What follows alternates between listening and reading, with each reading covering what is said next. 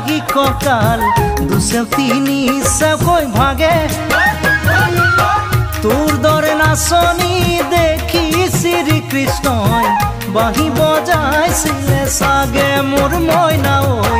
বাঁহী বজাইছিলে চাগে পৰ্বতৰ ঢেকঢেকীয়া লিহিৰি পতীয়া বতাহত যেনেকৈ হালে ঢোলৰে চাপৰত তোৰে লাহি কঁকাল দুচেও তিনি চেওকৈ ভাগে তোৰ দৰে নাচনি দেখি শ্ৰীকৃষ্ণই বাঁহী